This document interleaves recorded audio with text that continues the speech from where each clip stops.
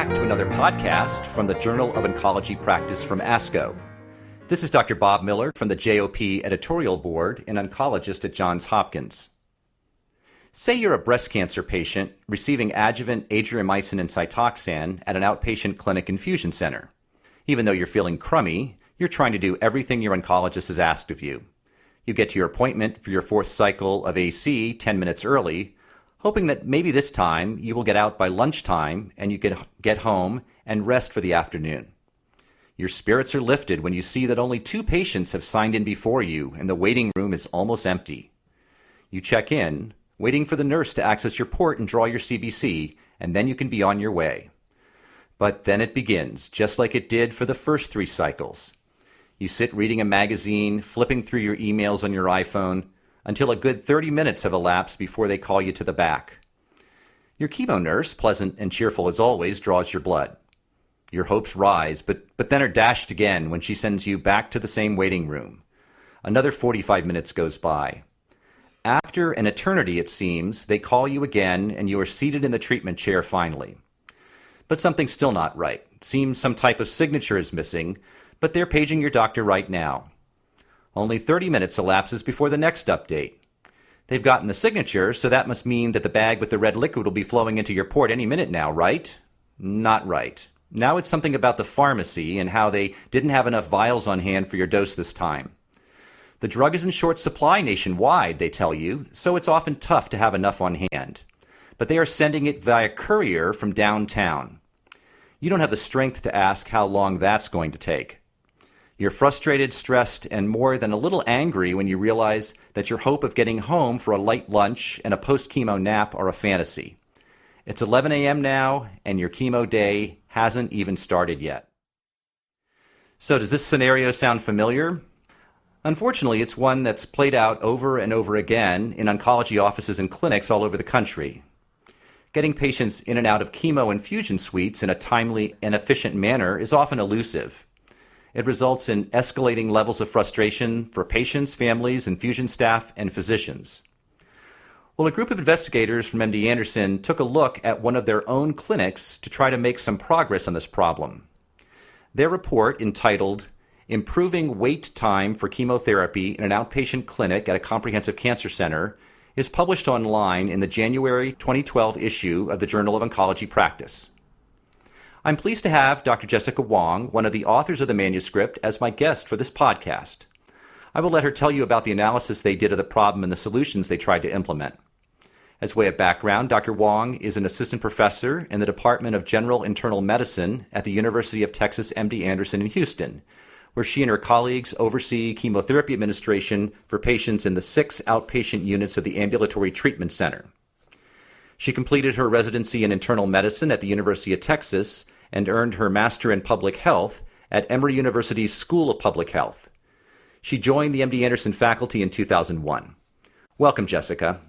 Thanks, Bob. I'm delighted to be here. So describe for me the background of the waiting time issue in your clinics. What was the scope of the problem that you were trying to solve? Well, at MD Anderson, we have about 9,000 patient appointments every month. And as you can imagine, a lot of patients are just not sure and perhaps even fearful about what they can expect with chemotherapy. So we learned through our center staff that patients were at times dissatisfied waiting for their chemotherapy appointments to start. And we also learned from the staff that they were frustrated because the patients were simply at times not ready for treatment. Their orders weren't ready or their labs weren't available and their IV access wasn't in place. And there certainly were some financial ramifications to our issues too due to this inefficient appointment processing. We learned that overtime staffing was used and that there was just issues with processing fewer appointments every day. So our center formed a team of really committed individuals at the front lines to address this issue to reduce wait time. So you talk in the article a little bit about a scheduled versus a pre-scheduled visit, and I wasn't entirely sure I understood what that was. Can you clarify that? The scheduled appointments are simply those with finalized physician orders, and this represents approximately 90% of our appointments every day. The pre-scheduled ones are placeholder appointments. They're made in advance, and there are no associated physician orders. And these can cause delays since these orders are incomplete when the patient arrives for the appointment. So the benefit of the pre-scheduled appointments, they allow patients to have their chemotherapy on the same day as their doctor's visit, and this can be scheduled in advance. But the real problem is that patients may have to wait for their doctors to finish their chemotherapy orders before they actually can start their appointment in the ambulatory treatment center. I see. When do the oncologists typically write the orders for treatment? Is it same day or is it in advance of the visit? It's usually in advance. Do you have a time that you say the orders must be in by so many days or hours before the visit? No, we don't have a set rule as such. We accommodate a lot of people who travel from various parts from the state as well as across the nation and internationally, so we try to allow this kind of flexibility. Sure. Now, you also talk about some of the literature that speaks to the issue of how wait times can actually affect patient adherence. And, of course, that sort of makes sense. If the patients are having a negative experience, they may be more likely to miss visits or whatever. Did some of that past work influence your desires to improve the situation at MD Anderson? Yes, certainly. We examined previous studies that were qualitative in nature, and there were studies from the United States, Australia, and parts of Europe. Those previous studies had focused on patients who were not regular attendees of outpatient clinics, and one of the recurring themes in those previous studies was that patients cited long wait times as a reason for their non-adherence to those outpatient visits. These were wait times specifically for chemotherapy? No, these are wait times for, in general, outpatient medical care and some studies with diabetes care. I see. So I gather that you have some dedicated software applications that can sort of track this. And I was just curious, since I'm interested in the informatics aspects of some of these processes, the Tetris system you talk about, can you summarize a little bit about what that was and how that was used? Sure. TETRA stands for Treatment Excellence Through Resource Impact Scheduling, and it's our way to track patient appointments, and it's our measurement system. It was created in the Division of Cancer Medicine at MD Anderson in about 2008, and its real function is to allow dynamic scheduling of patients based on their treatment acuity, our staffing level, and perhaps the room availability. But we used it in our study to measure the patient's waiting time at specific points after the interventions, specifically at when the time that they arrived, when they were vital signed, and at the start of their treatment. And it allowed us to collect data on their times and show where delays were occurring. So there was this analytic capability it sounds like that's part of the software itself. Yes.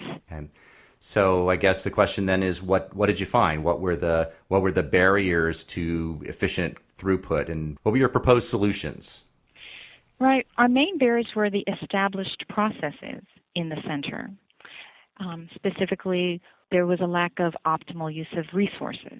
So we developed a solution of dedicating nurses to specific tasks, something that we called the IV nurses and fast-track nursing intervention. We had a dedicated nurse to address IV import issues to help improve that throughput time. And we also were able to identify patients quickly, those who had direct short treatment durations, specifically short infusions, injections, and pump disconnections, and we rerouted them to a specific area on the direction of a dedicated nurse, and this really helped to optimize the resources that we had. A second barrier we found were that the order sets were just not all signed. This was our communication intervention. So if our ambulatory treatment staff found that there were incomplete treatment orders that were not actionable, the staff would directly page the clinic oncologist instead of going through their nursing or mid-level support staff. This really helped with improving orders to be complete in a timely fashion. And our third intervention, we found that some of our downstream groups did not know that the patients were ready for treatment. This was our pharmacy whiteboard intervention. We developed a portable electronic communication device that displays real-time information about how a patient is progressing through the cycle time in the center. So this device really changed colors and kind of made different sounds and alerted the pharmacy so that they could start preparation of short stability or high-cost medications that could start earlier in the cycle rather than later. So that's interesting. Can you tell me a little more about the device? Was this a computer, or was it a screen, or what?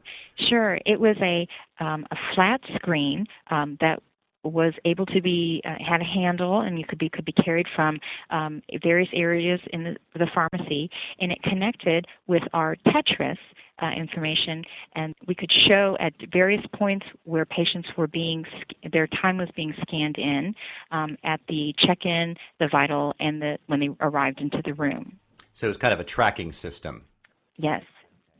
So I really enjoyed looking at figure A1 in your manuscript, which was this, for our listeners, this is a very detailed flowchart of the entire infusion workflow, and it's just amazing how complicated it is. But I'm sure a lot of our centers also have very complicated workflows.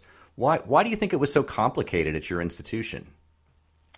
Yeah, I'm really glad you mentioned that. It's that particular figure took hours of research and discussion with staff and patients to really try to figure out what was going on. From the patient perspective, it looks really simple. Mm-hmm. Patients, they see the waiting area, they check in, they get vital, they start their treatment, and they get discharged. But what they might not see is the complex overlay of all these other intertwining processes around them. Patients have to be treatment ready before they can progress from one to the next stage. And treatment ready for us means that their orders are complete, they've got IVs, they've got labs. So all these complex processes and sub-processes involve our staff and at least 4 other groups: the oncologists in their center, our business center to make sure that the patients are financially cleared, and our laboratory and our pharmacy. I gather that not everybody's under the same roof or in the same building. Is that correct? That's correct. We do have our main campus, but we have these 6 outpatient units, and 3 of them are on one side and 3 are on the other side. So tell me about what type of results you achieved, and what was success to you in this area?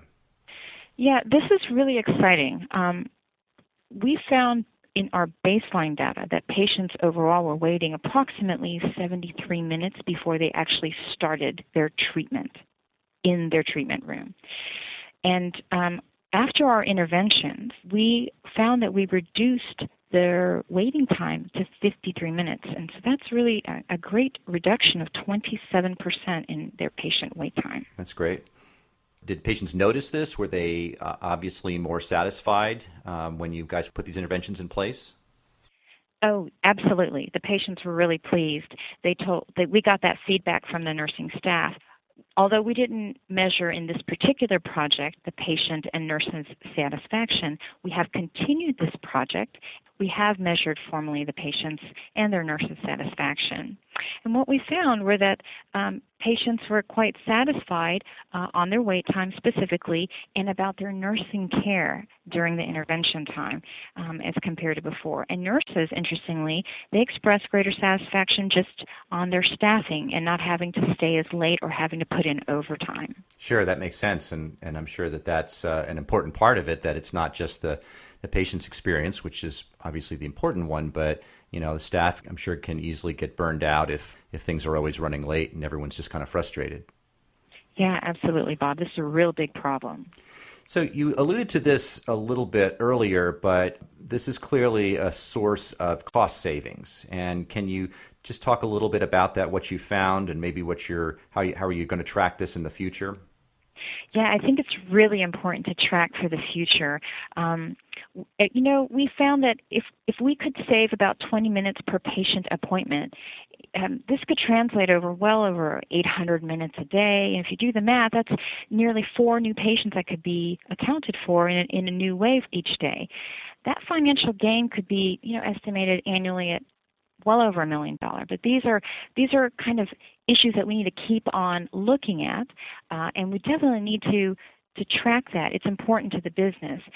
But more important to the business is patient satisfaction and, of course, improved patient care and experience. And that's really the utmost items of importance here at MD Anderson. Now, I gather this was kind of a pilot project, right, that this was just done in a part of your infusion clinic. Yes, this was a pilot project, and we have continued this project. We are allowing for growth and change, which occurs a lot at our institution.